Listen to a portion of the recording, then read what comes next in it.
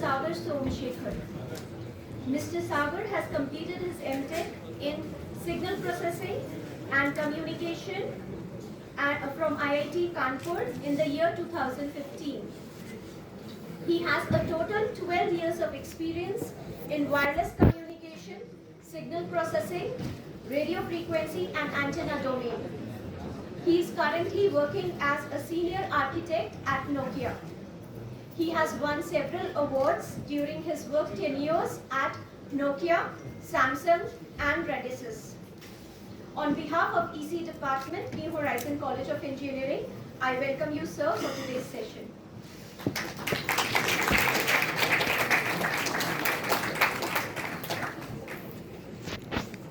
Thanks for the kind introduction. Good morning all.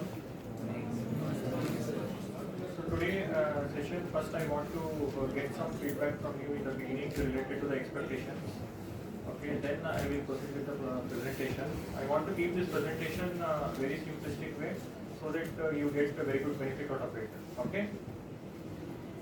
So just think of the expectation. I will come to you in some time. I will ask randomly. So I will give 2 minutes time.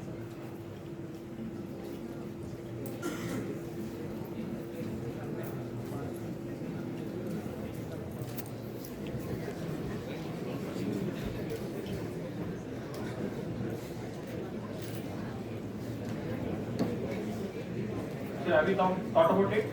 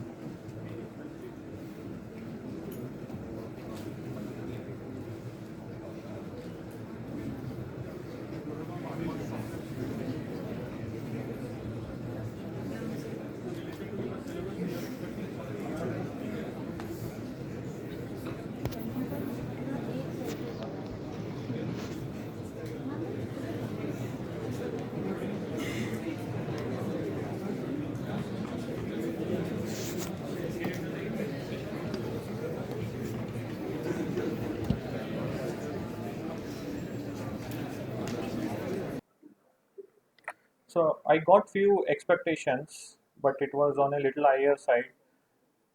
Since I want to cover the components or topics from your syllabus, so I will keep the presentation very simple and I will cover a lot of basic concepts. All right. So, but I want the full focus from your side for next 1.5 hours, so that you get full benefit out of it. So let me start the basics of wireless communication.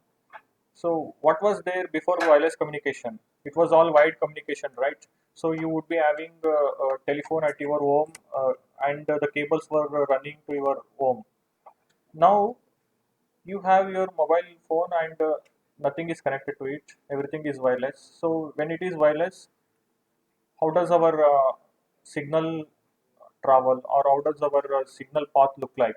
So for that I want to draw the transmitter. Let's say this is your base station. Okay, so towers we can call it as, and this is the UV which is there in our pocket.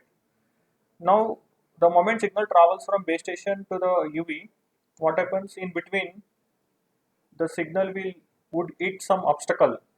So what kind of obstacle? It could be like a dust particle, or it could be raindrops.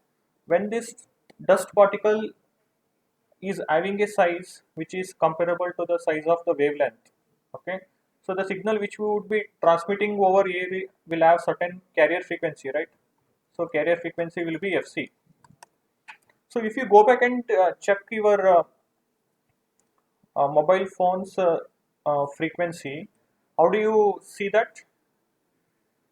So let's say you're using the Airtel operator, you're using Airtel SIM. So if you Google it out, the center frequency, frequency band used by your Airtel operator, you would get to know somewhere around 800 or 900 megahertz, or in terms of gigahertz.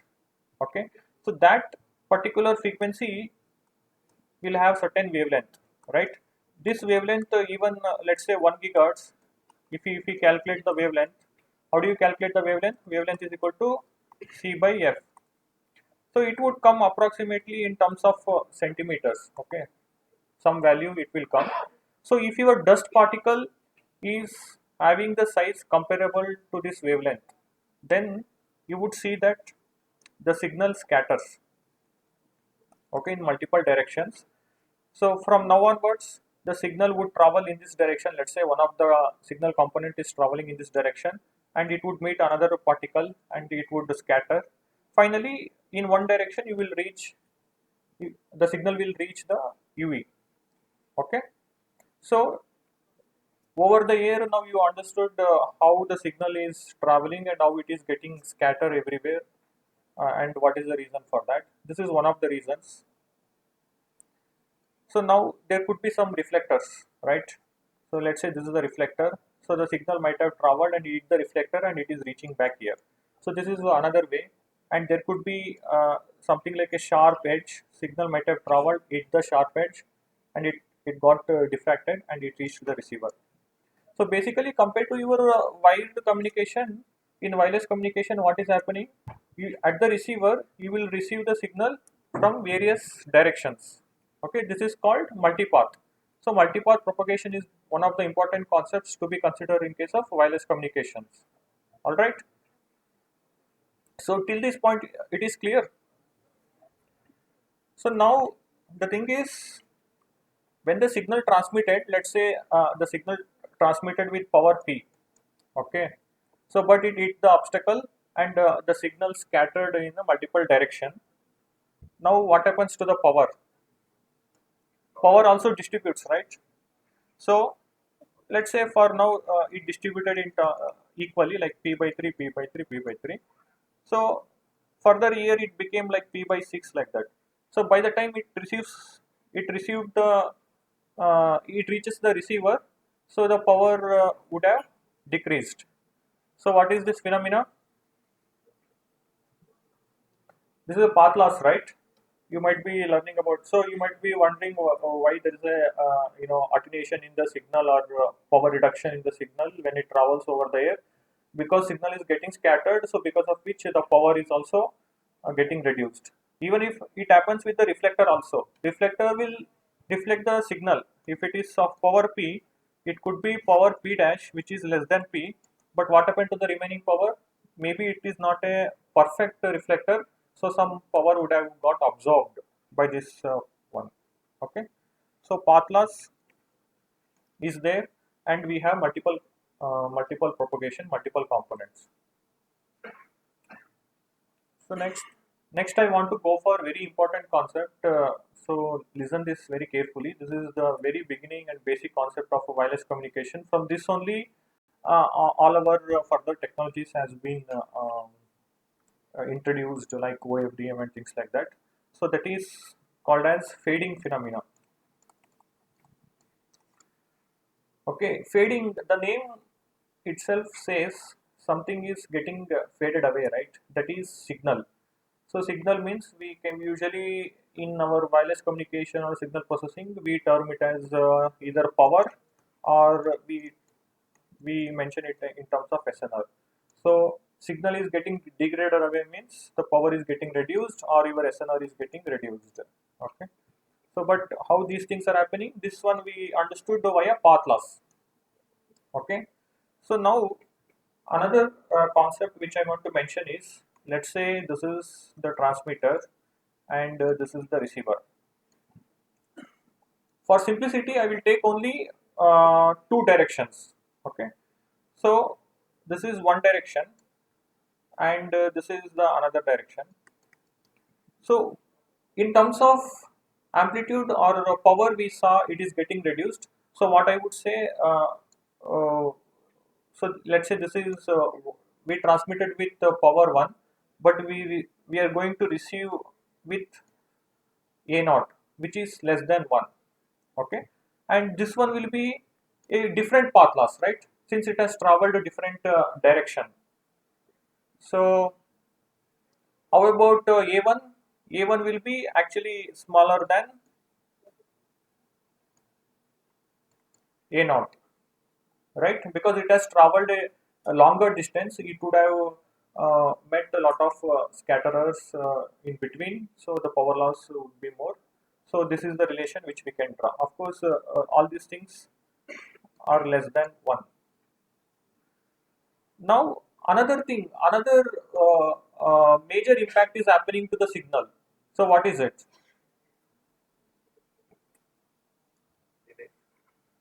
Yeah.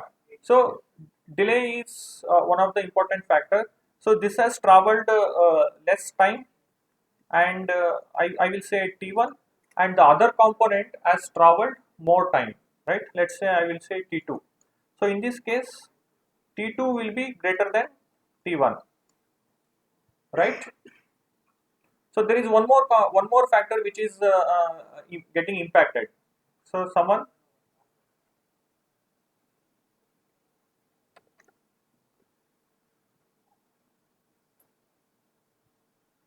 so I am seeing that the class is interactive. Few people are answering to the questions. Uh, so I want the more interaction. So even if it is wrong answer, it's okay. You can answer it, no problem. So another factor is phase. Okay. So for that, I want to give you a very simple explanation. That is, so usually whatever we transmit, it will be like cos or sine, right? So we can write it this way. So what is the notation, or what is the length which we compare to one cycle of the cos? We will say this is lambda, correct? We can represent this as 1 lambda. So if it travels one particular cycle, then we will reach back to 0 degree. Let's say signal has traveled only distance of lambda by 2, then it has reached 180-degree phase shift. If it has traveled lambda by 4, then it has reached 90-degree phase shift. All right. So now what happens? Let's say this distance is lambda. I am taking as an example, but it will be in terms of kilometers. But this will be like, let's say, lambda plus lambda by 2. So what is happening in this case? The first signal reaches with 0 phase. The another signal is reaching with 180-degree phase. So both are out of phase. Okay. So let's say for some reason amplitude are same and the signal received is same, but the phase components are out of phase. So here we will have a destructive interference. All right. So when destructive interference happens, you lost the signal basically here, correct?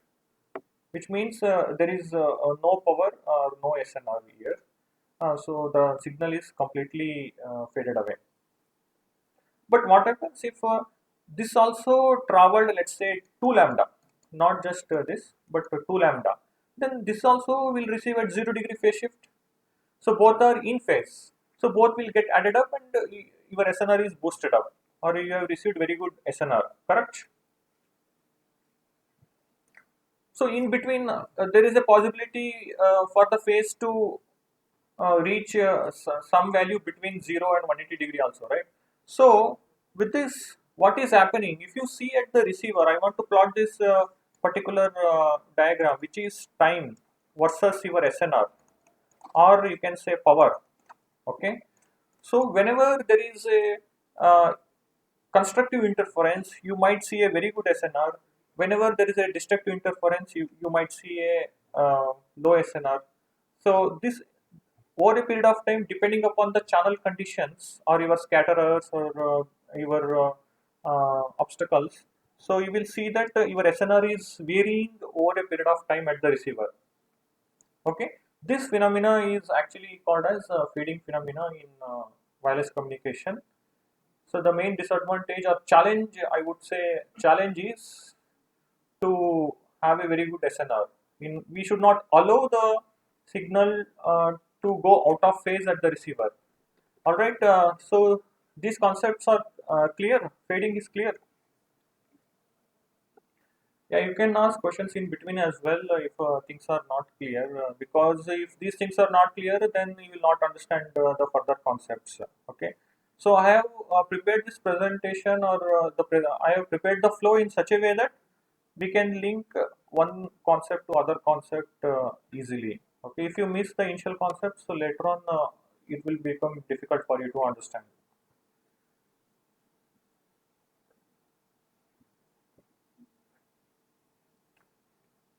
Okay, so now next question is, let's say your SNR goes bad. So then what happens? Usually, let's say in our wireless or communication system, what metric we will use? We will usually use probability of error or bit error rate, right? So can you tell when SNR SNR goes down, what will happen to the bit error rate? Bit error rate increases, right? Yes, good. So what is the relation? So SNR goes up, bit error rate goes down, or if it goes down, then this goes up. Correct? So uh,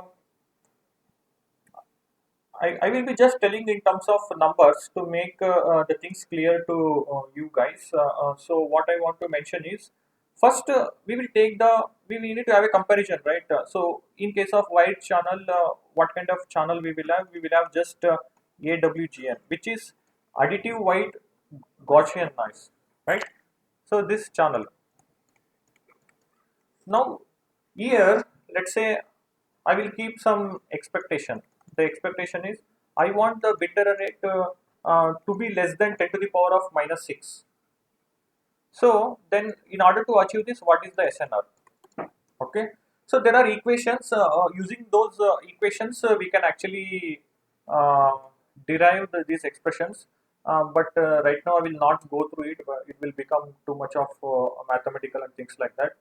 Since I want to keep it very simple, I will give the numbers directly for our easy comparison. So I would say the SNR requirement is around 13 dB. Okay. So what about wireless channel? So wireless channel is considered as what? Can someone tell? Anybody knows?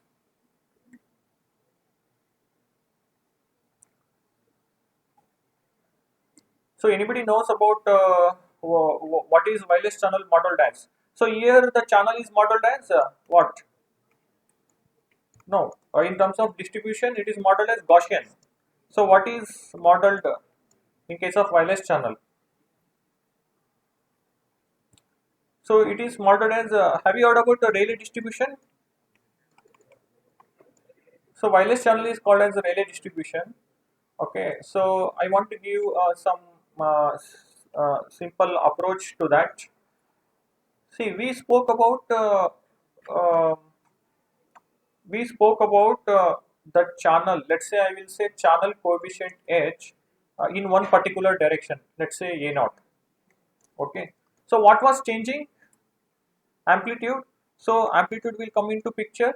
Then what was the other component which was changing? Phase. So something like e to the power of, sorry.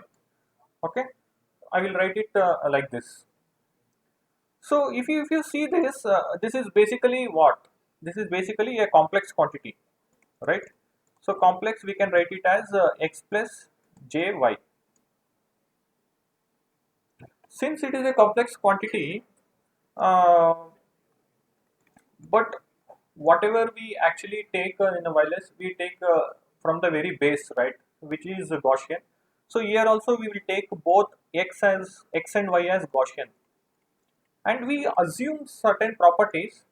Okay, then we try to derive. Even I will not go to the derivation of it, but once you assume it and if you derive, finally you will see that the amplitude of H.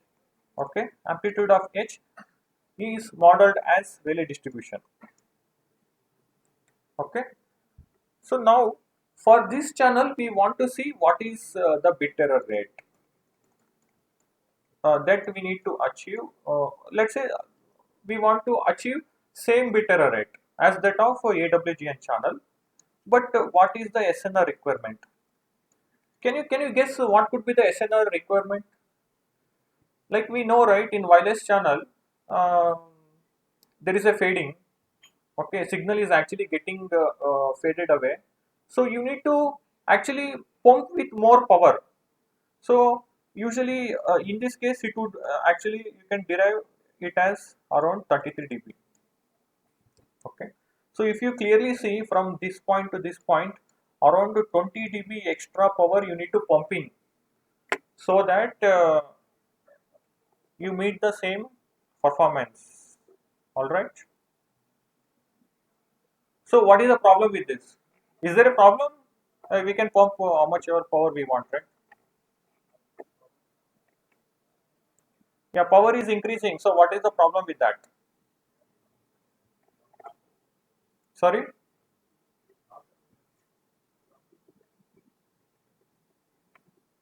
No, some other answer? Okay, just think about your mobile phones. No.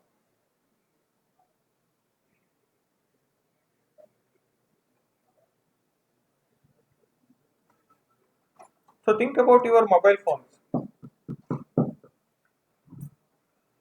Okay, if you are going to transmit with more power, then what will happen to your battery?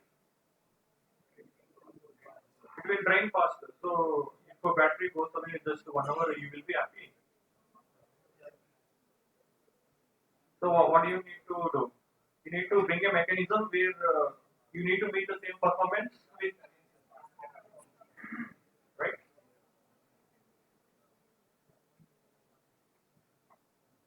Then let's say I will take in the other direction. For example, I will I will pump with the same power. I will not do any efficient processing, but I will use only 13 dB power. Then what will happen to the bit error rate? What will happen? So bit error rate will increase, right? So more bits will be having error. So then you will speak how are you, but it is typing it as why are you. Then what will happen? We will receive the wrong messages, right? Because the bits are going wrong. So we will try to bring some processing, intelligent processing, so that we can process the signal very efficiently, and still we will be able to meet the requirements. All right.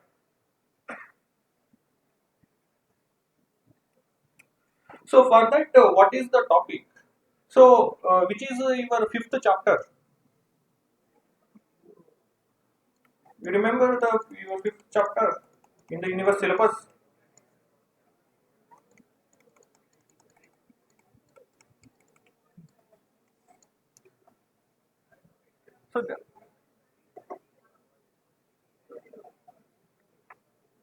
So because of multipath, your signal is getting faded away. So we need to mitigate that particular effect.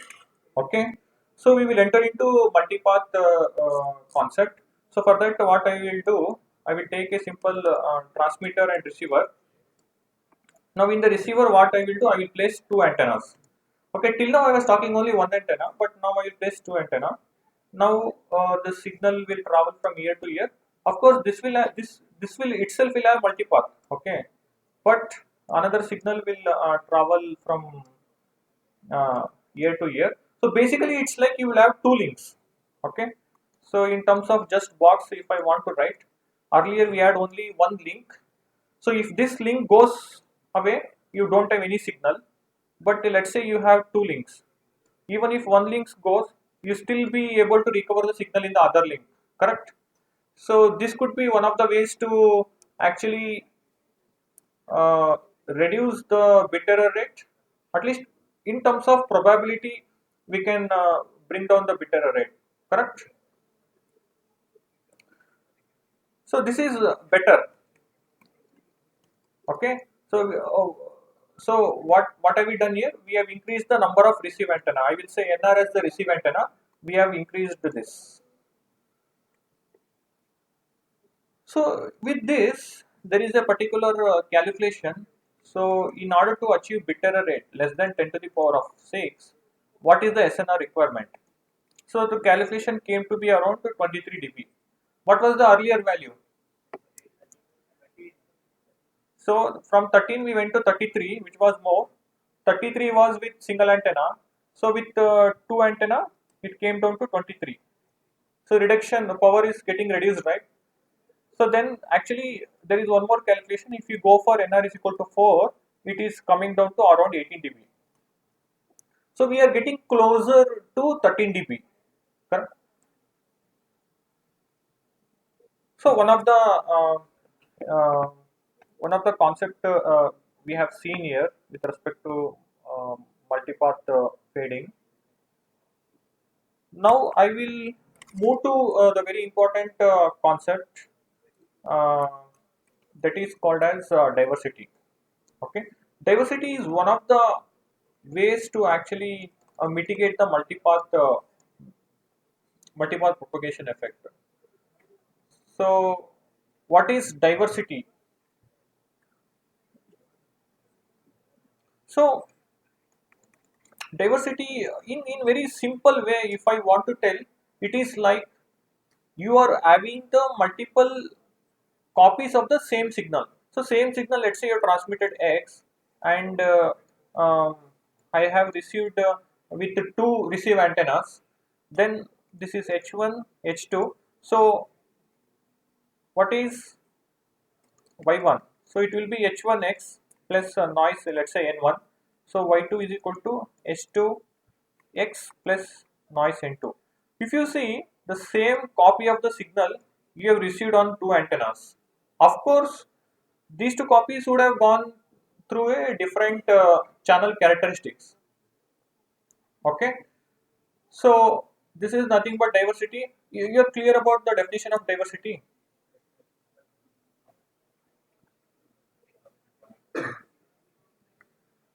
So what does it mean? It means having multiple copies of the same signal.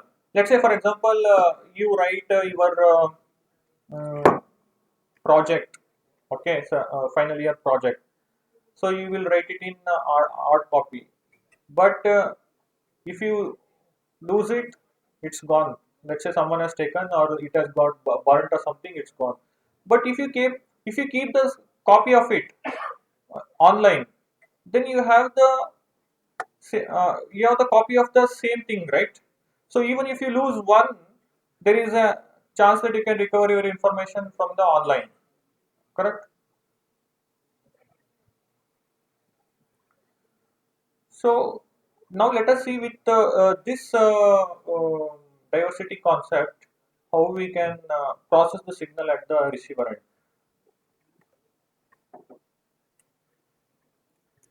Uh, is it clear? Like I am going step by step related to the performance, right? So now what I want to focus is we received the multiple copies of the signal. Okay, so H1X, H2X. Now what is the thing which we need to look for? How are we going to process this? Okay, in order to extract this one. What are the multiple ways which we can do? Okay. Okay, so I have not gone through the right now. I have not gone through the types of diversity, but before that, we will just try to see. Okay, uh, in an intuitive way, how we can recover, and from that, how they have actually designed the multiple types of diversity. So you just think like you have a two copies, right? When you receive the two copies, okay, so then you check yourself which is having better SNR. So at antenna 1 you check whether it is having a better SNR or antenna 2 it is having a better SNR. So in terms of your project thesis I was telling, right? Let's say for example the hard copy which you had is burnt partially, then you are seeing that the contents are lost, you are not able to recover. It's like a bad SNR in this condition. So then you will go to online and you see that okay, that is good. So then I will pick only the information from the online content, right? So like that, you can decide which one to choose based on SNR. So this is nothing but your selection diversity or selection technique. Okay. So you got one particular technique, how you can maximize your SNR or maximize how you can easily recover your signal. So one is selection.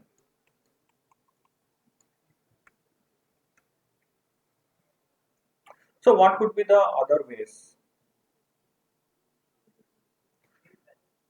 First, for that, what you need to think is like from where you are actually getting the problem of fading. So from where we are getting the problem of fading? Can you tell?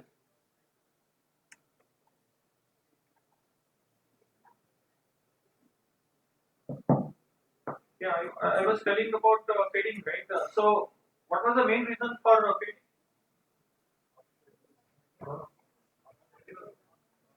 So the main reason for signal reduction, what was it? After scattering, what was the effect? What and all components affected? Delay. Then destructive interference is happening because of what? Phase, right? So the phase of the signal is the one which is actually which is so phase of the signal is the one which is causing the problem, right? So we can think of eliminating the phase, correct? So that would become one of the technique. So what the second technique is, so we would have received the first component with certain phase, let's say e to the power of j phi 1, and the second component we would have received with j phi 2.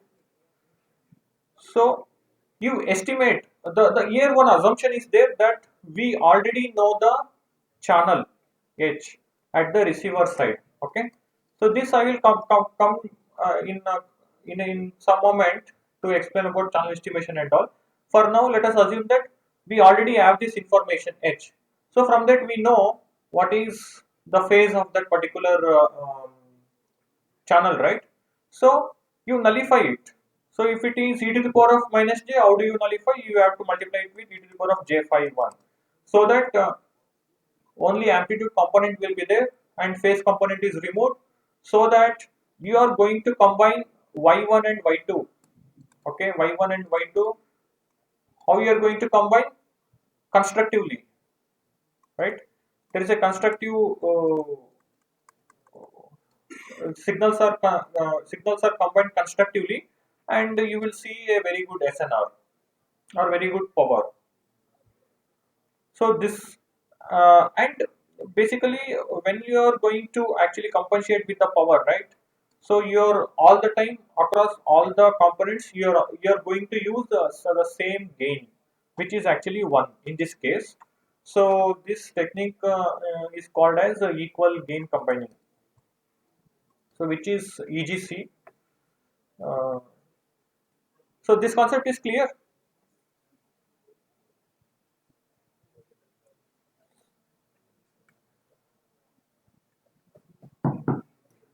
So currently,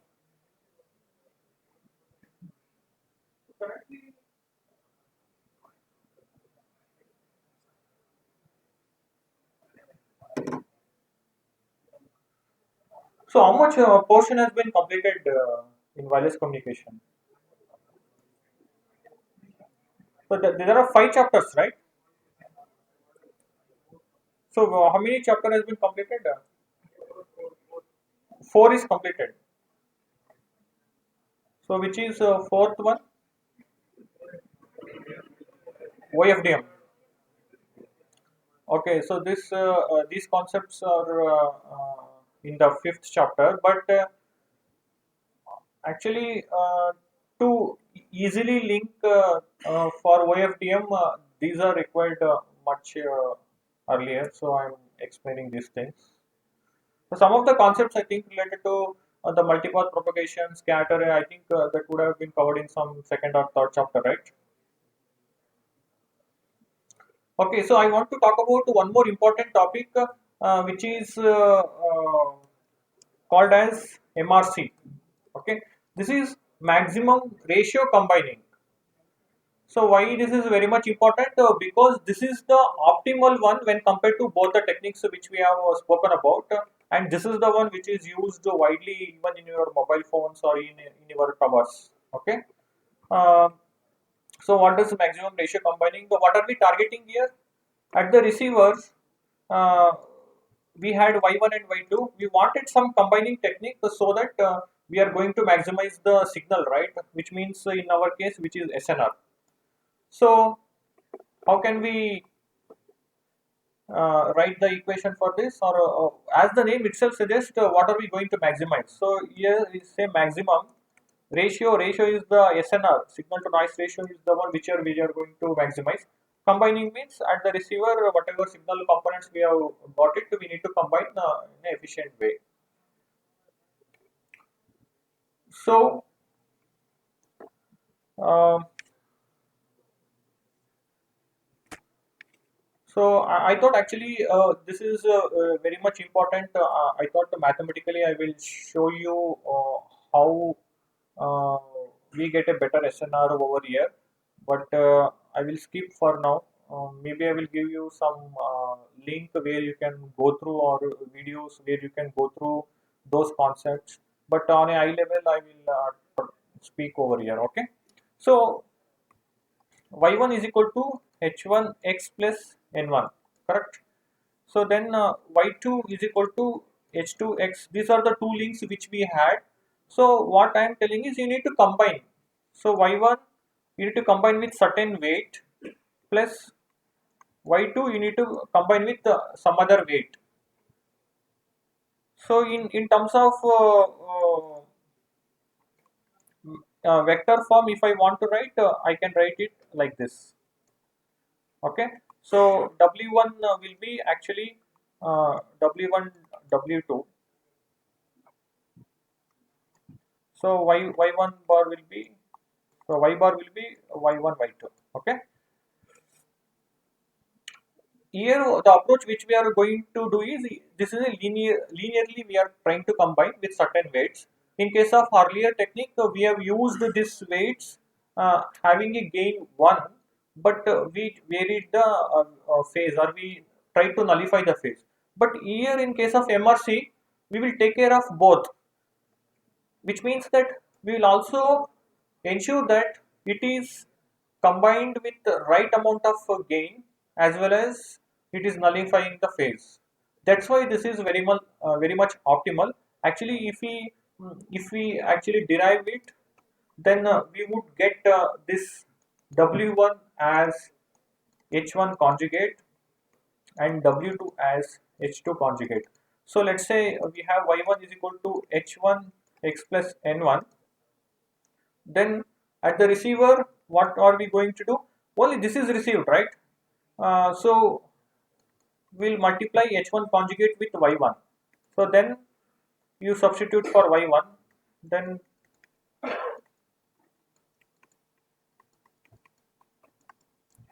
okay, now what is this quantity? It will become norm of H1 square. So does it have any phase component? It is just an amplitude, right? So where phase is removed. And also, since it is combining with the right weight which is corresponding to H1, even the amplitudes are also taken care properly so that your SNR is maximized. Okay, so this concept is clear. So all the concepts right now, whatever I have spoken, what are the three things which I have spoken? So selective and equal gain combining, then MRC. All these three things come under one particular technique that is called as spatial diversity. Okay, why it is called as spatial diversity?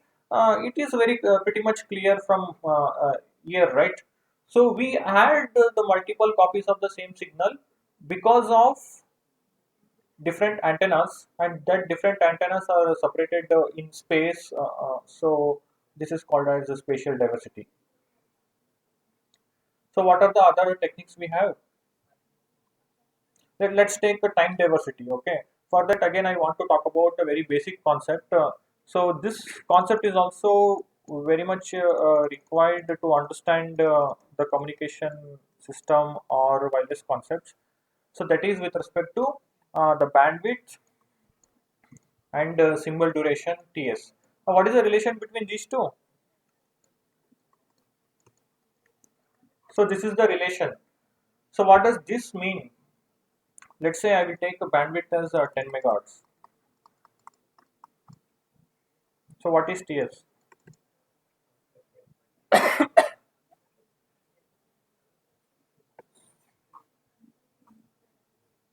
So what is TS?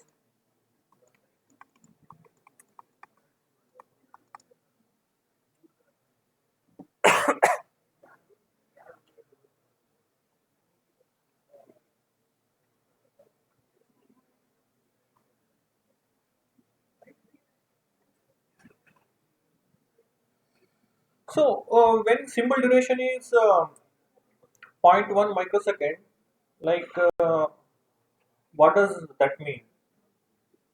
Can someone tell what does that mean?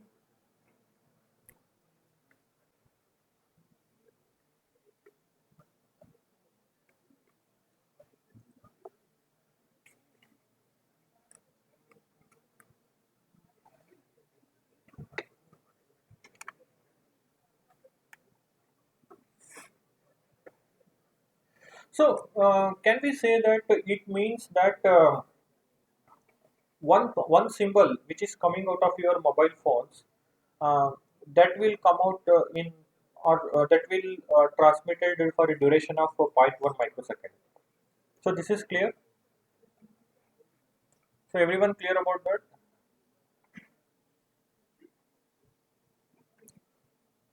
So if you want to transmit like 10 symbols, then what is the value?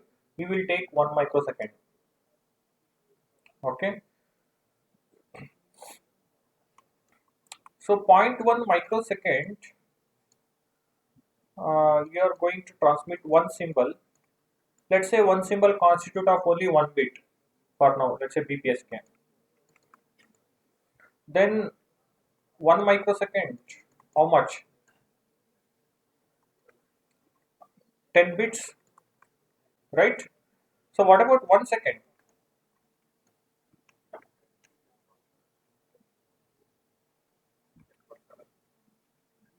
What about 1 second?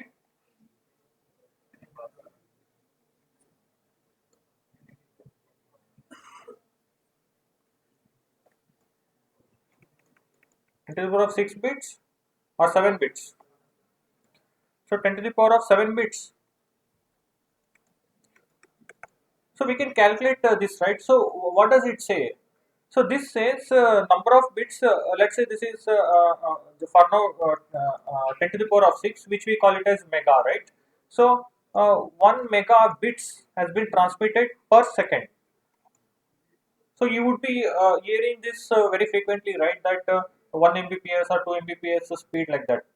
So which means that you will be able to transmit around 10 to the power of 6 bits of information per second if you are going to use the bandwidth of 10 megahertz. Okay, I have not done the calculation correctly, but approximately I have taken it. Okay, so what is data rate like in your mobile phone, right? So the operator would tell that okay, per day you have got 1 GB. What does that mean? So that means that 1 GB worth of bits. So 1 GB is 10 to the power of 9, right? 1 GB worth of bits you can actually download or upload like that. So on a day basis, let's say you are downloading one image and that takes around if it says that the size of that particular image is 100 KB, then 100 kilobytes of bits are already lost. Like that, if you keep on downloading and if it reaches this 10 to the power of 9, then you are exhausted your data rate per day. Okay, that is the data rate that operator gives on a per day basis. But the data rate which I am talking here is in 1 second how many bits you can actually uh, process or you can download or upload. Okay, so here the concept which I wanted to talk was I want to write the time and the bandwidth. So how does this look? Let's say I will write this as 0.1 microsecond, and here the bandwidth is 10 megahertz. So in this you have transmitted one particular symbol, that is x1. Okay. Uh, let's say you have for now two antennas.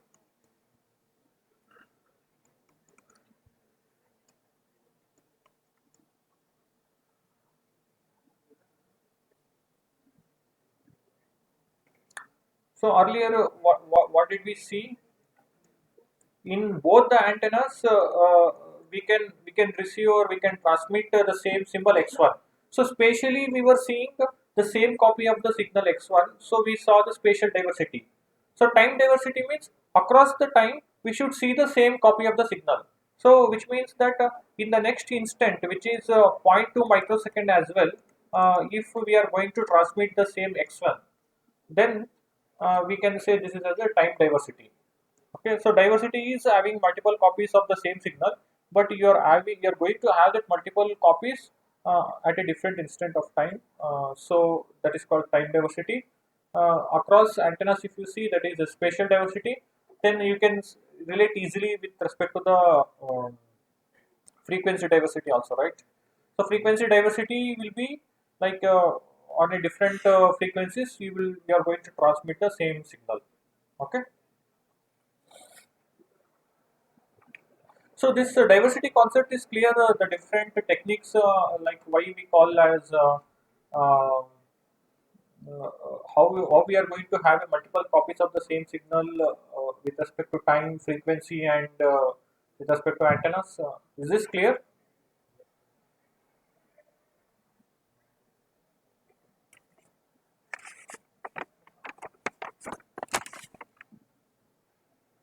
So from here, I want to touch on one particular topic, that is delay spread. Okay. So in case of delay spread, so everyone know that between transmitter and receiver, we have the multiple components, right? Now, this delay spread is nothing but, let's say this is T1, this is T tau 2, and this is the last component. Okay, this is received very late. So for now, I will say T1 is actually less than T2.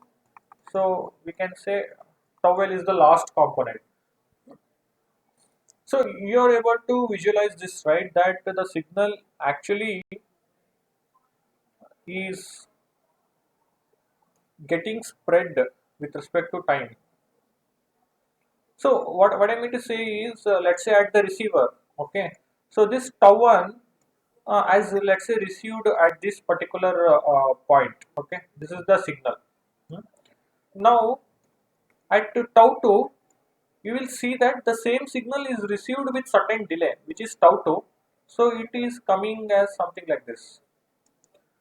Now you are seeing, right, this is with respect to time. Time is there in the x-axis. So in terms of time, the signal, there is a spread of the signal. The same signal, it is getting spreaded. So this is actually nothing but the delay spread. Because of delay, you are seeing that the same signal is getting spreaded. So this delay spread, we can say it as last component minus the first component. This is the expression for this. But what is the problem? So we need to address this definition, like with respect to this. What is the problem actually? So with respect to amplitude, we saw the problem, right? With respect to amplitude, we saw the power is getting reduced.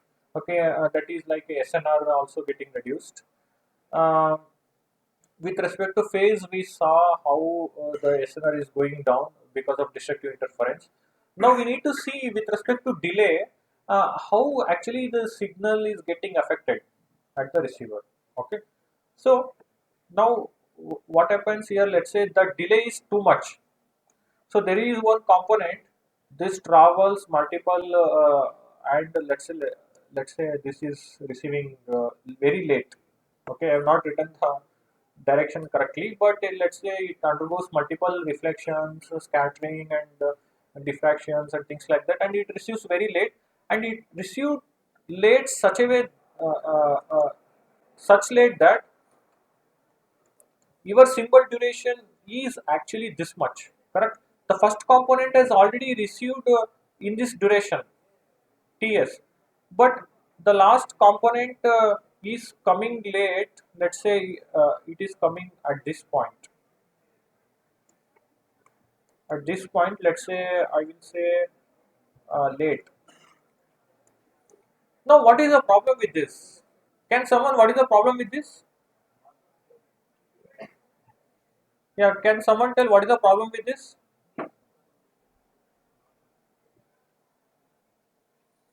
Signal is not lost, it is received, but there is some problem here.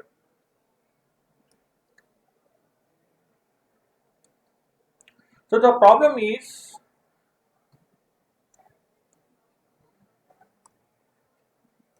see, if you see, this duration is the time for the second symbol, which is, let's say, x2 in this case. X1 we have transmitted here, x1 is here, x1 is here.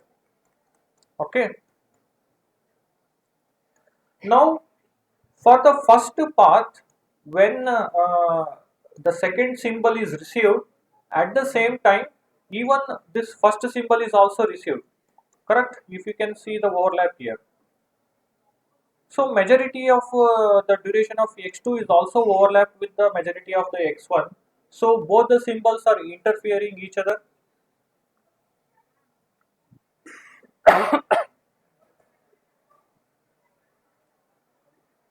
So what is it called? What is this phenomena called?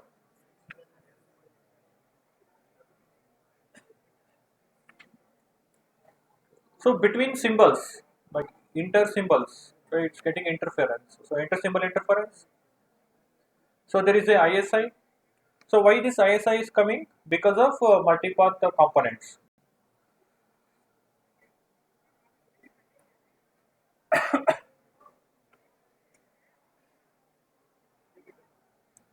So this multipath components is introducing ISI.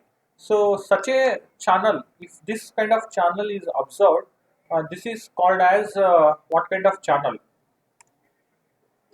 So this is called as frequency selective channel. Okay. So this is clear what kind of channel is our wireless system. And since wireless system, we have multipaths and various components affected are phase, delay and all. With respect to delay, we saw that how ISI is getting created, and that particular channel is called as frequency selective channel. So now we need to mitigate this ISI.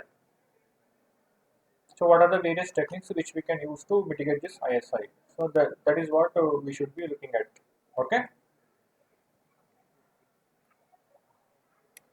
So opposite of frequency selective channel is called as flat fading channel. Okay. So there are certain conditions um with respect to the equations. Maybe since this is pretty much required for further concept, I will just mention that. that is, let's say your signal bandwidth is this much. Okay, this is signal bandwidth. Now your channel, you plot the channel. So you plot the channel. Channel we have written it as H. So this might be in time domain, but you have to take your FFT to get it in frequency domain. So then the frequency domain means we can plot frequency versus amplitude, right? So if you draw that and your channel looks like that, then you see that your channel, this is flat for a duration of whatever the signal duration, whatever the signal bandwidth. Then we would say this is a flat channel. Okay. So for reason, let's say the signal bandwidth is this much, right? Now I have a channel which is like, so not so flat within the signal bandwidth. There is a variation here and all because of this fading or ISI. So that's where we call it as the frequency selective channel.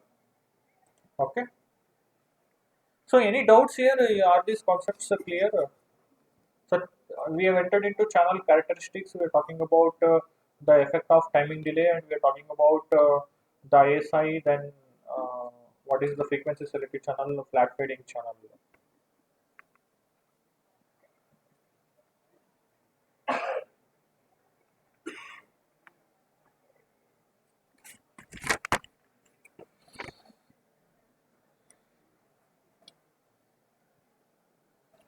Okay, with this actually I will enter into OFDM concept.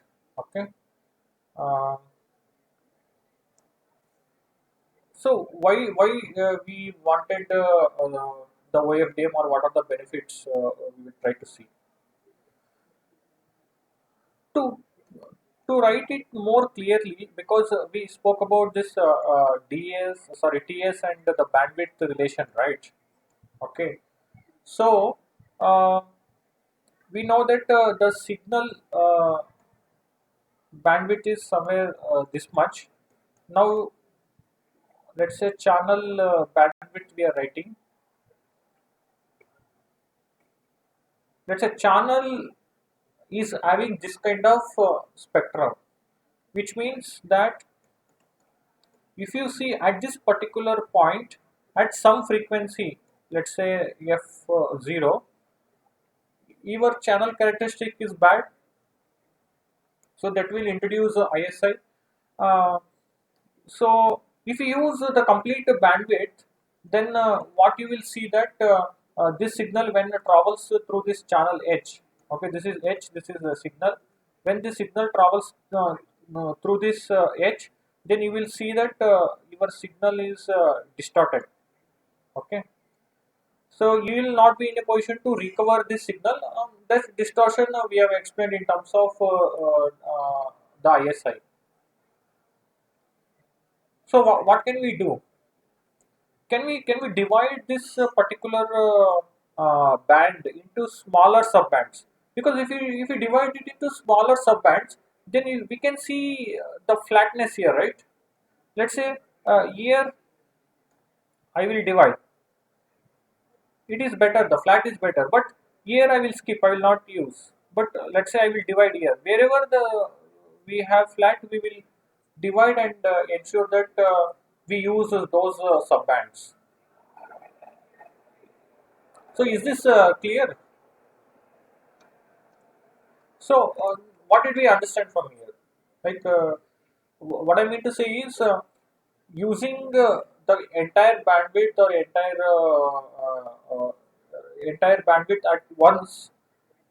What we can do is the entire bandwidth we can divide into subbands, so that for each of those subbands we can see the flatness in the channel characteristics, so that we can avoid the intersimple interference. So we will see how it exactly avoids, but on a high level that would be the advantage if you are going to divide it in subbands. So is this clear till this point?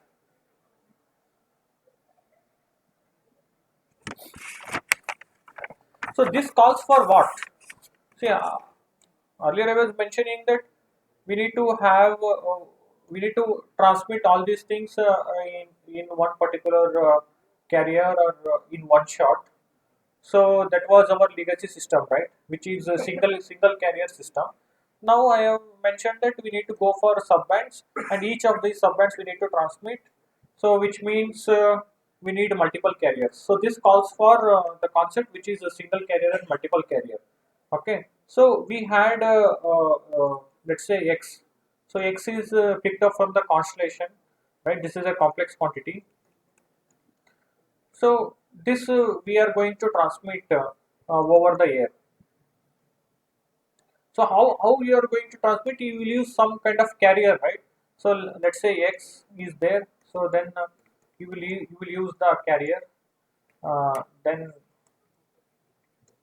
you are going to transmit over the air. So how are you going to define this carrier with the local oscillator?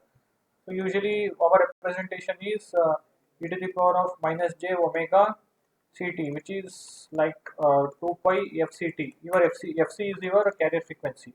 So finally your equation becomes like x e to the power of j 2 pi fct. So this is how we transmit, right? So is this correct or wrong?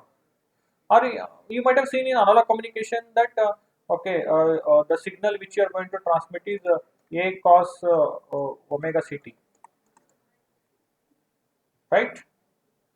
So this cos now I have written in terms of e to the power of j 2 pi fct.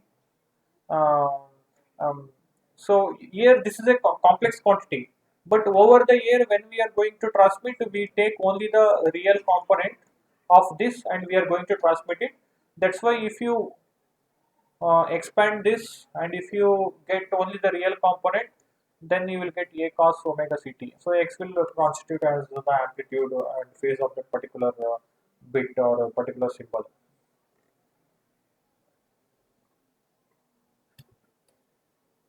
So why are we taking the real component?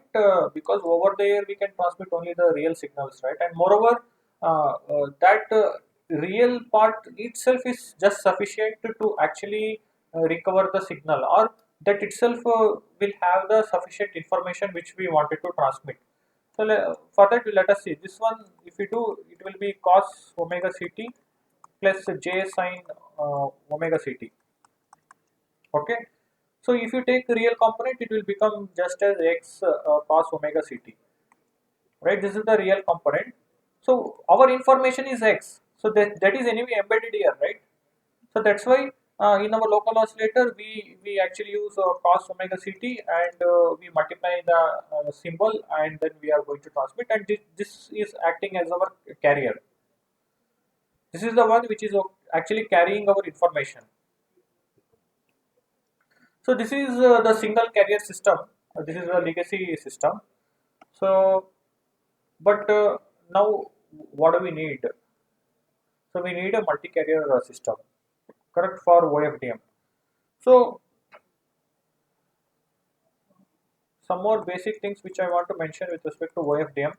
So what is OFDM stands for, right? So actually the names are kept such a way that from the name itself you can derive some of the explanation or some of the characteristics. So whatever frequencies, center frequencies we use, they're all orthogonal to each other. Okay. So division is, as I was mentioning, the entire signal bandwidth will not have a good channel, so there can be a bad channel, so we have to divide the entire band into subbands, so the division is coming into picture. Then what about multiplexing? What is multiplexing mean? Like we are going to combine all these subbands together and we are going to transmit it.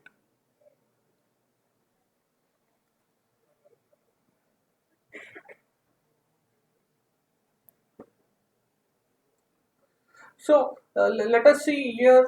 We were mainly focusing on the reduction of ISI, right? Okay. So we will see how ISI is getting reduced here. Um, but in the flow, right now I am in single carrier system. So I will just little bit talk about the multi carrier system here. I will just take the two carriers. So let's say I have divided this band into two sub bands. Okay. So now I will say x1 e to the power of j 2 pi f1t. Okay. This f1 is one subband. So let's say another subband is f2. So then I will say xi e to the power of j 2 pi f2t. Now, if you draw the diagram, then what happens is that okay. So this will become x1. This will become x2. So x1 you take it to this particular symbol and you pass it to local oscillator, and then you get this particular one. Okay. So x2 you take it and you multiply it with the local oscillator signal, and you give it, and it will become x2. Okay. This also similar way, right? So you are going to have multiple local oscillators. That is very costly in our practical usage, right? Because local oscillator will be a hardware component, and if you are going to put lots of local oscillator, then your mobile will become big, or even it will be consuming lot of power, and this will be a very costly solution. So somewhere we need a mechanism to actually execute this much much faster, and as well as execute this with very less hardware components. Okay. So for that, what has been introduced here?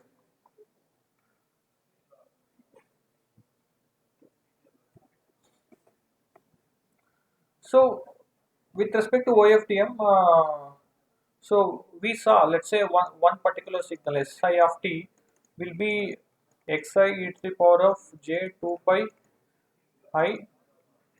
So this is one way we are transmitting the signal, right? Now, what did I mention? I mentioned that we are going to combine all of these things and transmit it, right? So how can we write the equation for that? So let's say the total thing is s of t.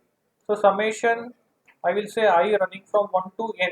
We have divided it into n subbands, for example. So then it will become xi e to the power of j.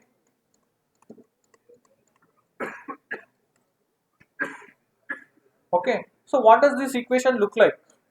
Can someone tell this? How does this equation look like?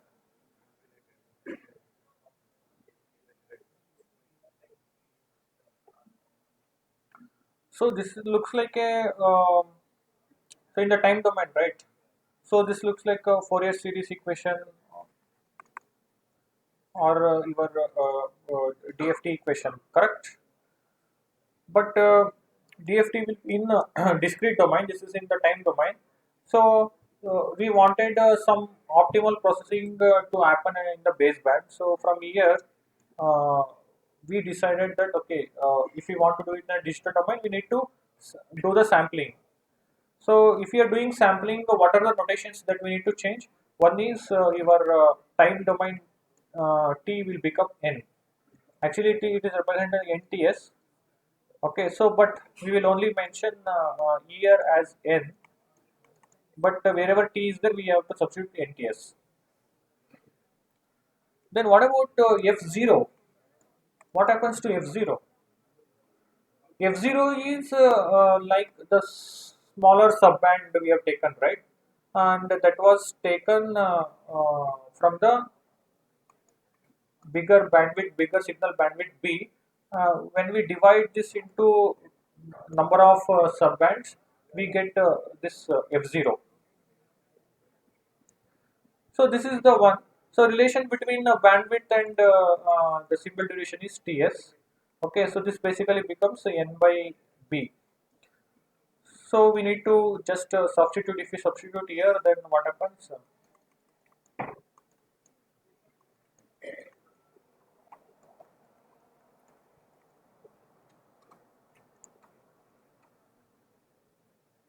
So instead of yeah, I can take K as well. K, I will just take K because that is the standard notation that is used.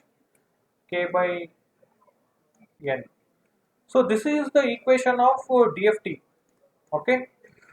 So in discrete domain, this becomes the equation of DFT. So what does this mean is whatever the um, uh, multiple carrier you wanted to transmit in one shot by combining all the carrier information, you can do that by one particular mathematical operation, that is using DFT. So compared to our legacy system, what are the extra blocks which are used? So we know that we have x1, x2, like that up to xn, right? Symbols needs to be transmitted. Earlier we used to just transmit them by just multiplying cos omega ct, and we used to transmit. Now the same thing. What we are going to do is first we convert this all these x1, x2, xn from serial to parallel.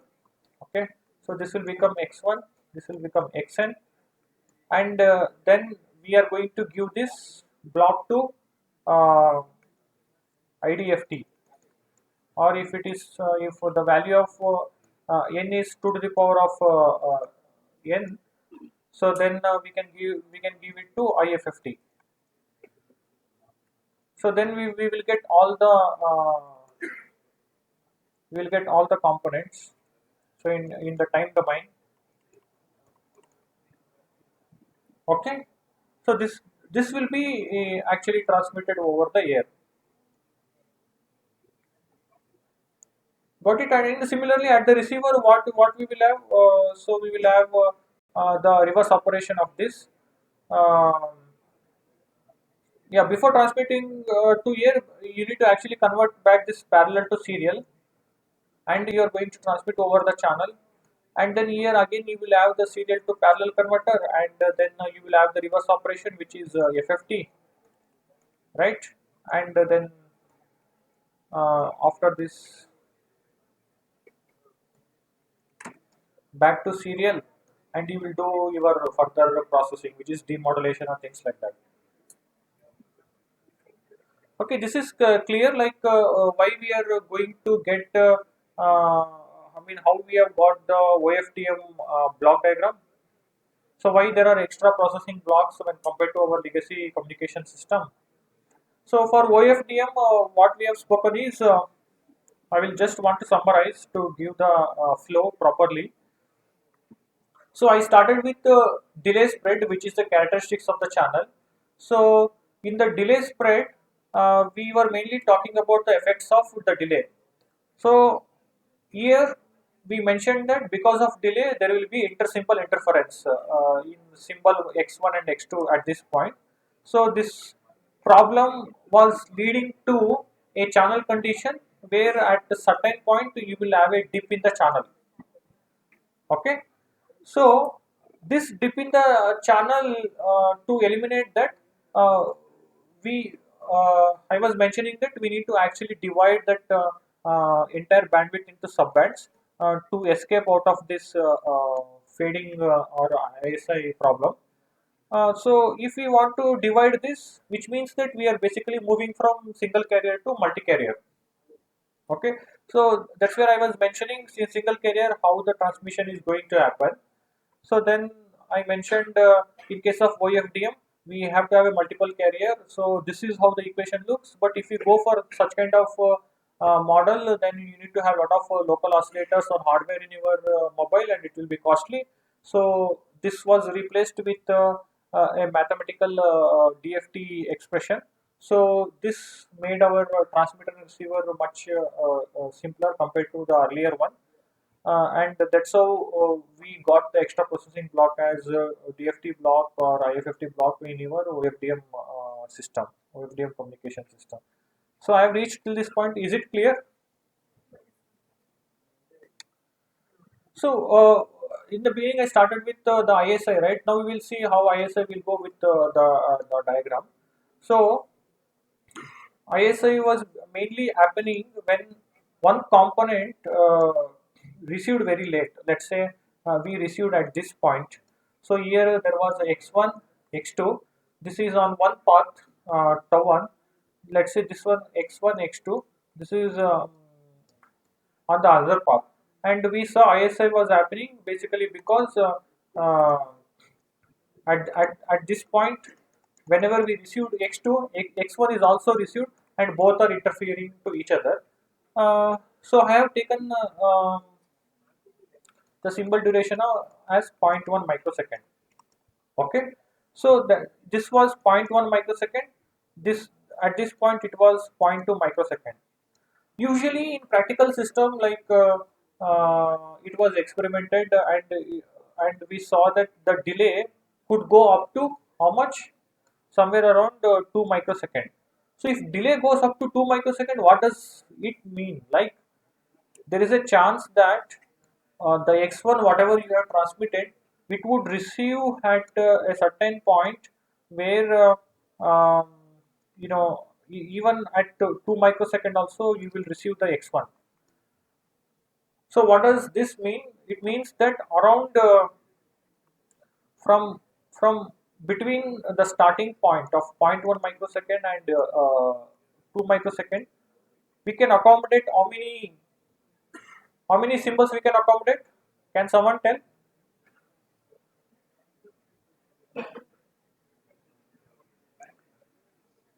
Now between zero point 0.1 microsecond, this is one symbol x1. Now due to delay, there is one more signal received at 2 microsecond. But here, how many symbols will be there? So point 2 also there is one more signal x2, right? So between here, I think 20 symbols will be there. Okay. So even after 20th symbol also, you are still getting x1, which means x1 is getting is having interference with all these 20 symbols. So your ISI was too much. But now in case of OFDM, what have we done? So in case of OFDM, so earlier bandwidth was 10 megahertz and your symbol duration TS was 0.1 microsecond. So now let's say bandwidth is going to be um,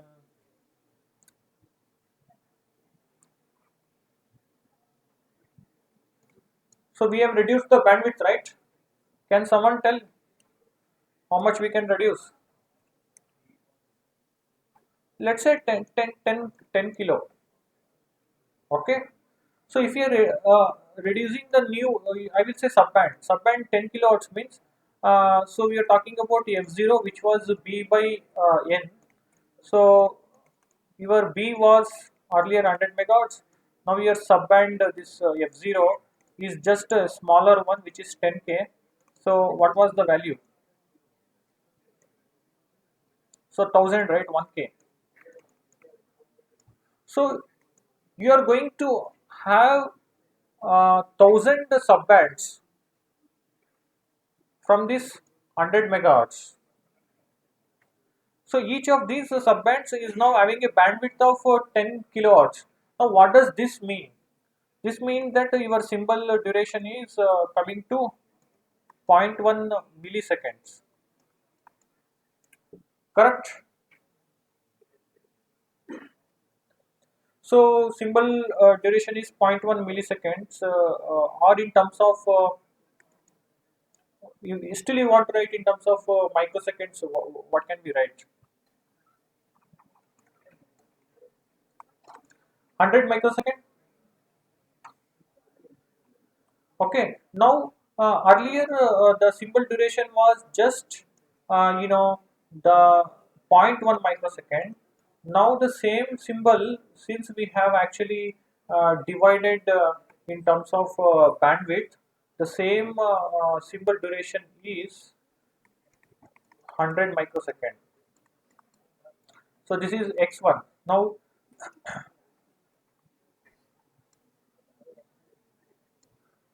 so let's say this is x2. So this was a single carrier system. This was a multi carrier system, which is OFDM. Okay.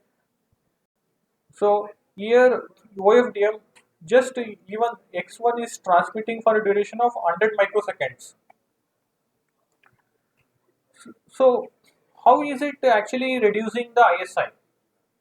You are getting the picture here how it is reducing the ISI, because the time delay or the delay spread which we have spoken is just 2 microseconds, correct? In the previous slide we have said that it is just 2 microseconds.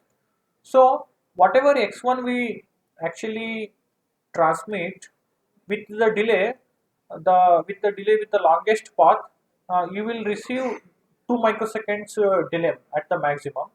In the single carrier system, it was interfering with the 20 symbols, but now in case of OFDM, with the longest path, I want to write the x1. X1 actually, so this is what? This is 100 microseconds, right? Compared to 100 microseconds, where is 2 microseconds? 2 microseconds is very small. So now the x1 is also receiving uh, with a delay of just 2 microseconds. So this x1 is not entering to the zone of x2. If it wants to enter into the zone of x2, it has to cross 100 microseconds. But in practice, we know that the delay spread will be just 2 microseconds. So this will not happen, and because of that reason, um, the ISI is reduced. You're getting the point here. You got the point. So maximum overlap is only this much. Okay, there could be some previous x n minus 1, but this is still acceptable because the overlap is very small, which is for 2 microseconds, uh, and still we will be able to recover the x1 properly. So here ISI effect is reduced. So with this diagram or signal flow, were you able to understand?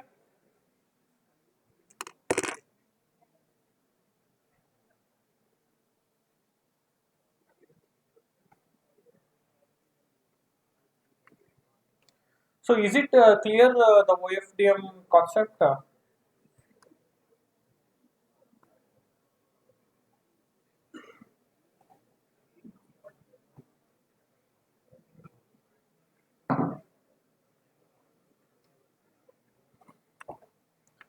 So what else you want to know in OFDM?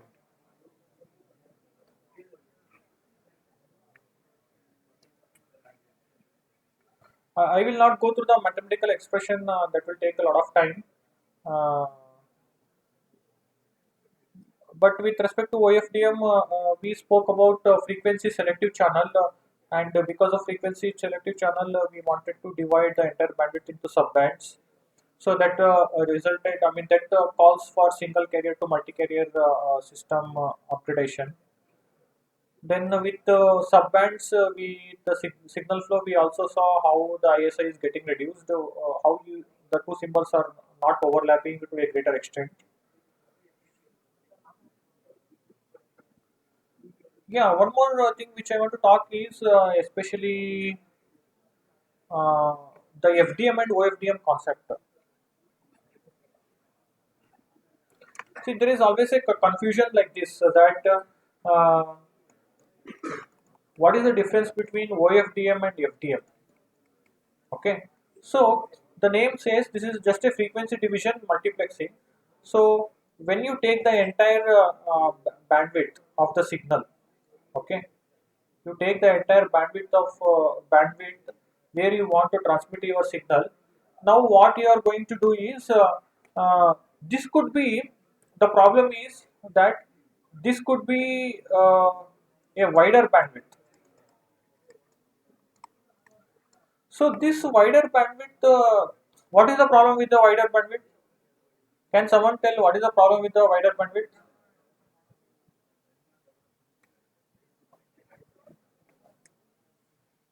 Yeah, anyone? I was always referring to just think what will happen to your like from your mobile perspective. If you want to use a wider bandwidth, what problem will happen to your mobile?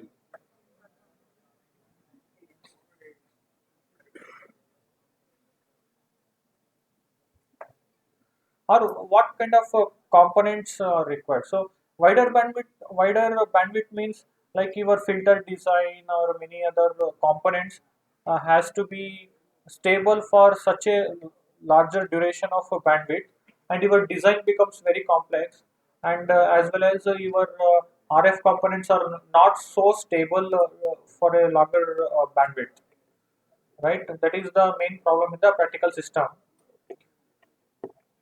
But why things are like that? Maybe till now the technology has not evolved.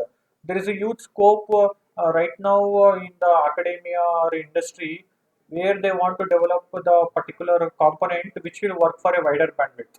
Okay, let's say till now we have spoken about just 10 megahertz, right?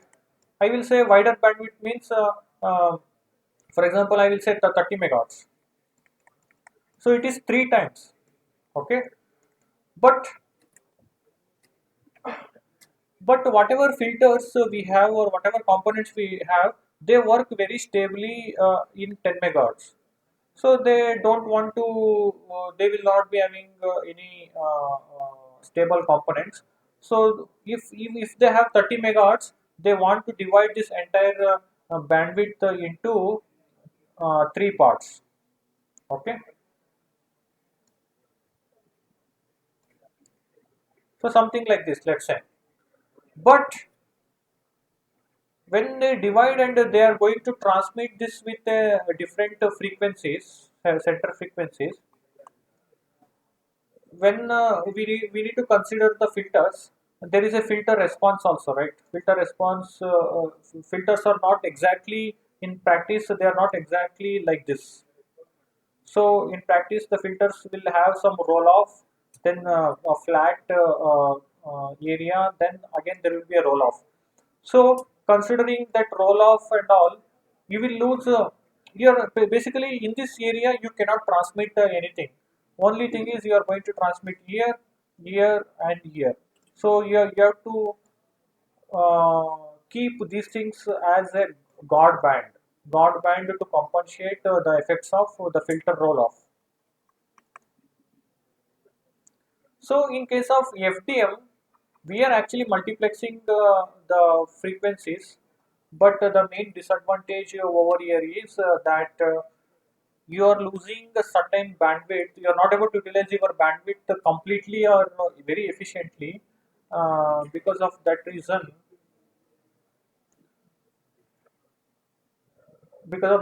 you are going to transmit less data. Correct.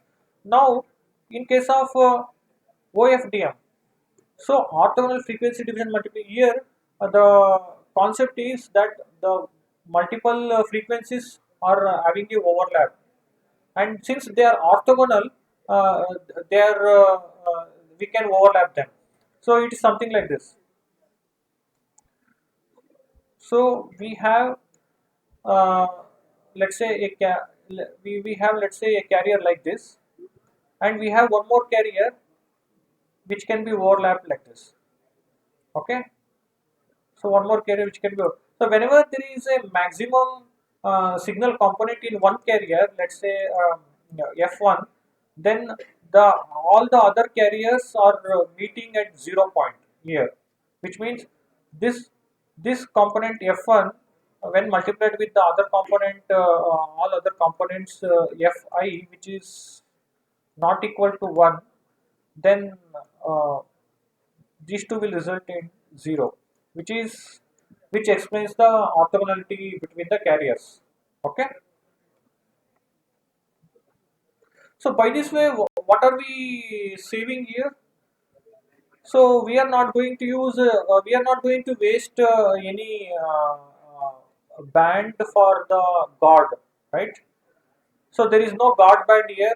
All the carriers are overlapped, and by that way, actually, you are able to utilize the entire bandwidth to transmit the signal.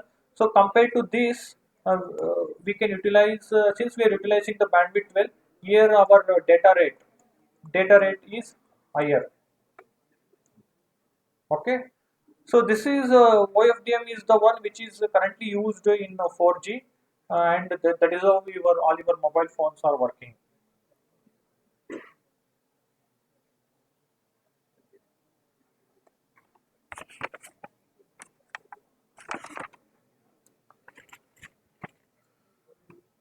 So I want to finally enter into one particular concept which is MIMO. This is the last concept.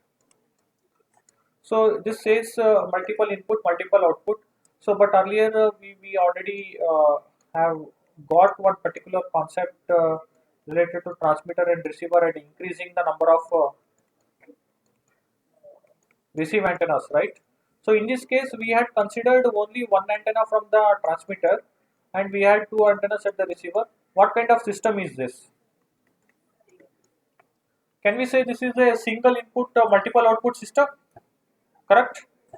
So even if we have the multiple signals from multiple transmit antennas from the transmitter and if we have multiple receive antennas, so this kind of system is called as MIMO.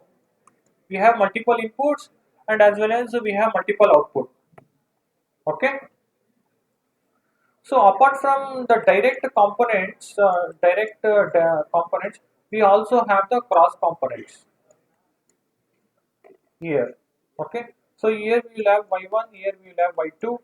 Uh, so we have to model this channel, or we have to write an equation for this channel H.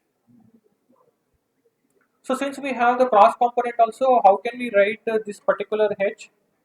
H we can write it as H11, H12 cross component, H21, H22. I've just taken a 2 cross 2 for simplicity, but definitely you can actually draw it for much larger dimension.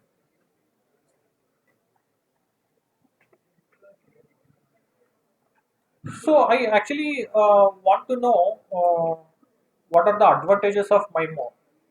So what are the advantages of MIMO? So high data rate, but do you know how you actually get high data rate? So to get actually high data rate, let's say how you are going to transmit the signal, how it was there earlier, like now what you are going to uh, make the difference to get high data rate. So any idea in that?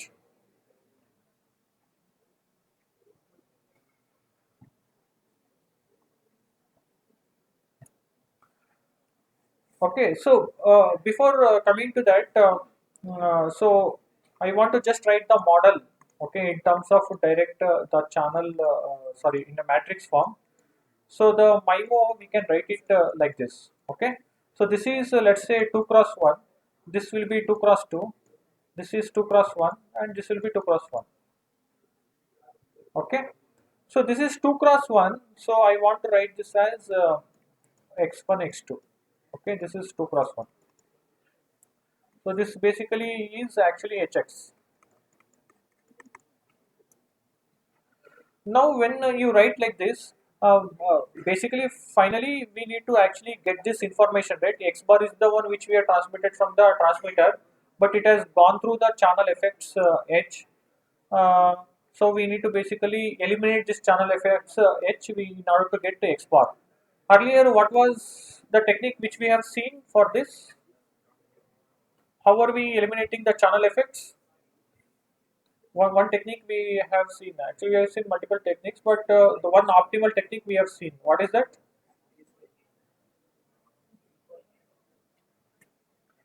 Yeah, one is equal gain combining, wow, maximum ratio combining, right?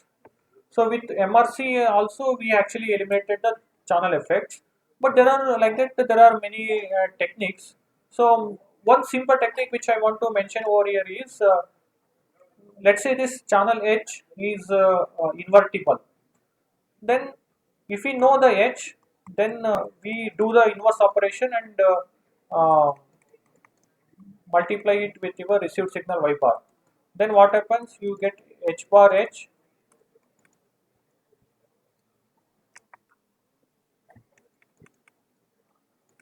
So this is going to be your identity, right?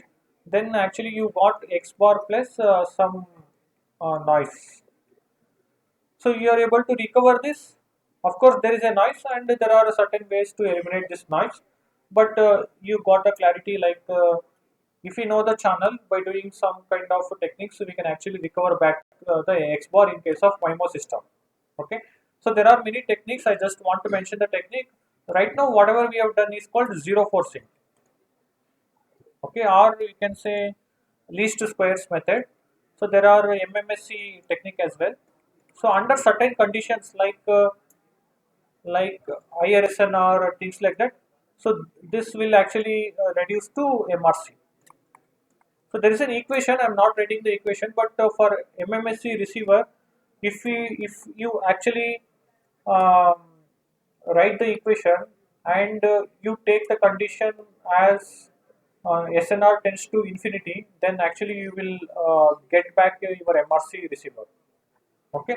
Already MRC receiver I have told, so I am not going to these things because of shortage of time. But now I want to especially enter into the advantages of MIMO. Okay. So in case of advantages, as you guys said, it is higher data rate. How are we going to get higher data rate?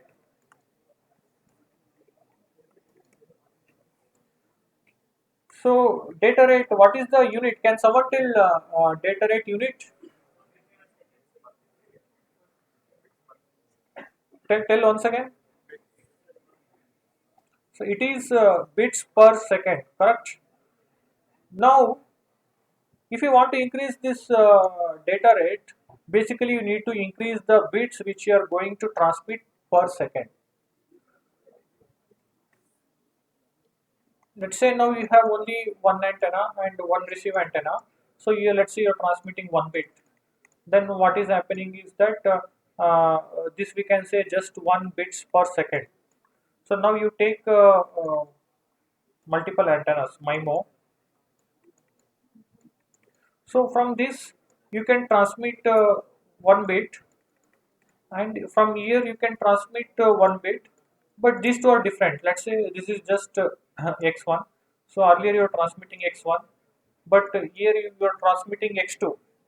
Okay, which is a different symbol or different information altogether.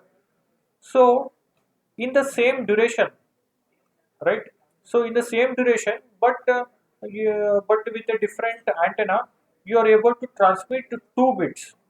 So here your data rate is 2 bits per second. So this is clear.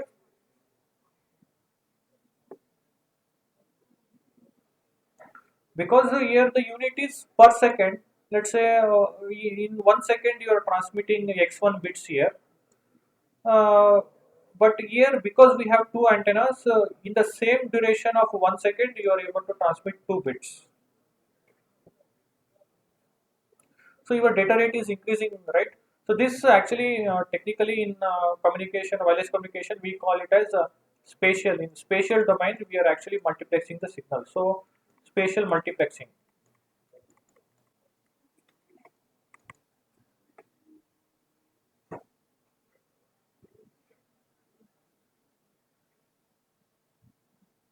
So this is one of the major advantages. So another advantage which I want to mention is the spectral efficiency. Okay. So these definitions also you need to be very clear. Okay, now tell me what is the unit of spectral efficiency or definition?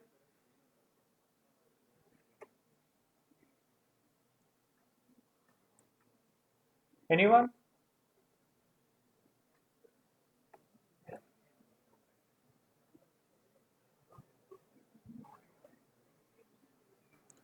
So spectral efficiency is nothing but your bits per second per hertz. Okay. Slightly, actually, it is different than data rate. That's what I am going to explain here. Uh, so here the concept is something like this. Uh,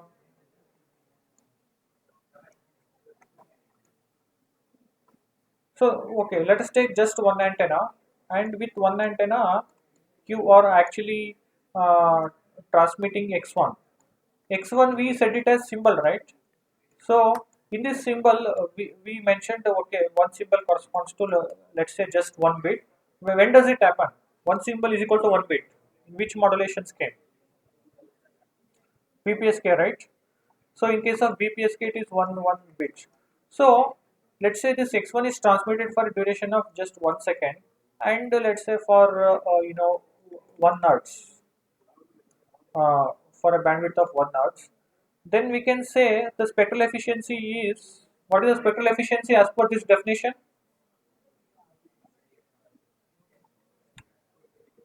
It is just 1 bit, right? Because per second per hertz we are transmitting one symbol corresponding to 1 bit, so it is just 1. Now how can you increase the spectral efficiency? So now you go for actually QPSK. So QPSK will have one symbol corresponds to 2 bits. So in the same duration and the same bandwidth, when you are transmitting x1, that is conveying the 2 bits worth of information. So your spectral efficiency is not 1, in this case it is 2. So you got it, you got this particular concept. How is it different from data rate?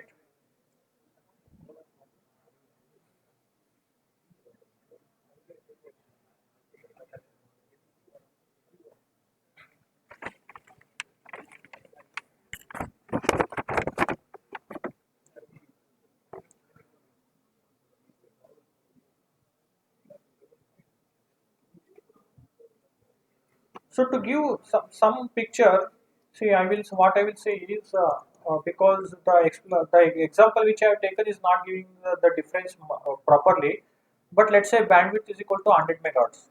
Okay, so in this case we saw that symbol duration is equal to zero point 0.1 microseconds. So now one symbol x1 is actually transmitted for zero point 0.1 microseconds, but if the same thing is actually transmitted for, if this x1 and many other symbols are transmitted for 1 second, which means that in 1 second we will have, earlier we have seen that up to 10 to the power of 6 bits are transmitted per second. Okay, but this is actually the data rate, which is telling that how many bits we can transmit in 1 second. But the spectral efficiency, I will say, I will represent it like this. Spectral efficiency says that in a unit time, in this case, the unit time is actually your symbol duration Ts. In this unit time, how many bits you are transmitting? So this x1, if we use BPSK, it is just 1 bit. If we use 2 bits, it is. If we use QPSK, it is 2 bits. So in this unit time and in the unit bandwidth, your how many bits you are going to transmit will constitute your spectral efficiency. Okay. So since this is just this is just what I would say, this is just uh, on one antenna. Let's say you have one more antenna. So one more antenna also you can actually transmit the another symbol, which is x2, that might constitute let's say another 2 bits, and this is also transmitting with the same duration or same unit of time. So with respect to MIMO, earlier we had only 2 bits, but because of another antenna we have got 4. So the in case of this, the spectral efficiency is actually 4, which is coming as number of antennas into whatever earlier bits you have transmitted. So you are getting the point. Even the spectral efficiency is also increasing with respect to in case of MIMO. So data rate is increased, and as well as your spectral efficiency is increased in case of MIMO. Okay, so I also wanted to actually explain, like in MIMO, the main problem is,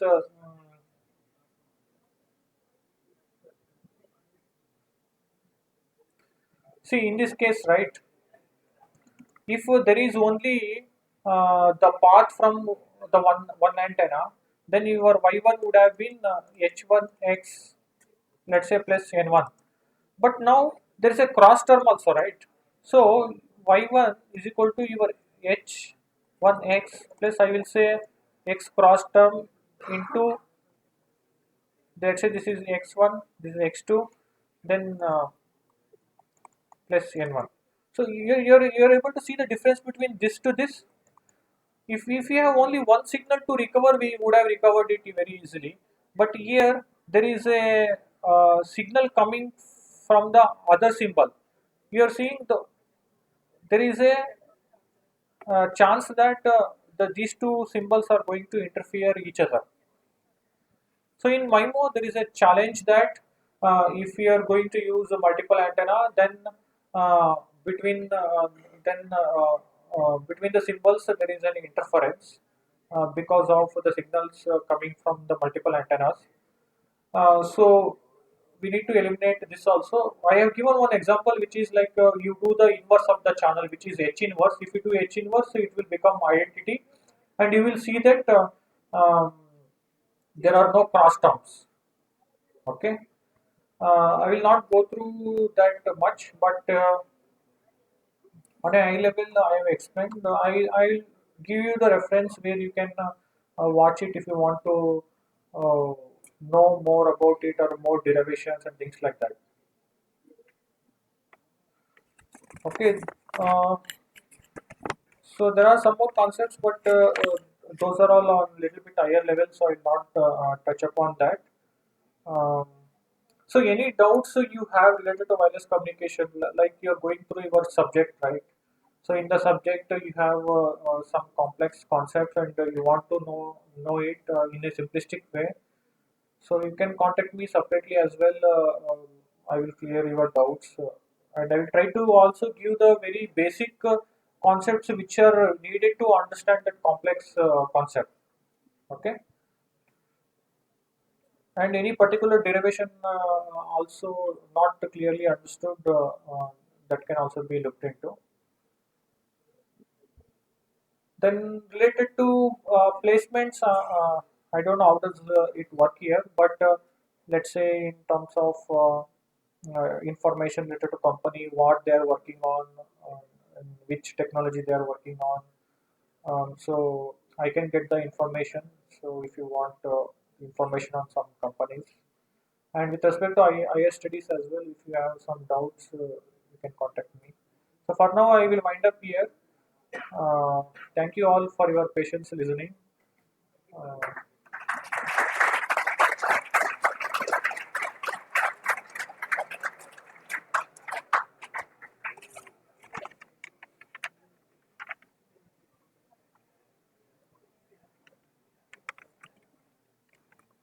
Good afternoon, everyone. I'm here to extend the vote of thanks. Thank you, sir, for the informative session. On behalf of ECE Department NHCE, I would like to thank you for accepting our invite and sparing your valuable time with us. I would like to thank our HOD, sir, Dr. Aravinda K, and coordinators for organizing this expert lecture. Thank you, teachers and participants, for joining us with the session. Thank you so much.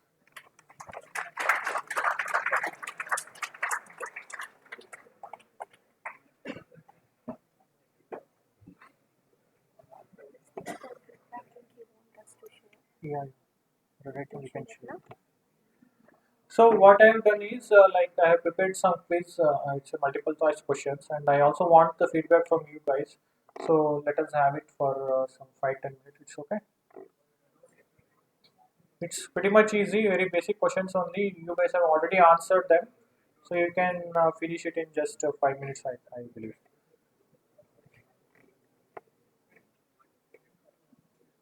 Students kindly take the quiz and the feedback which sir has shared. Later, I'll be sharing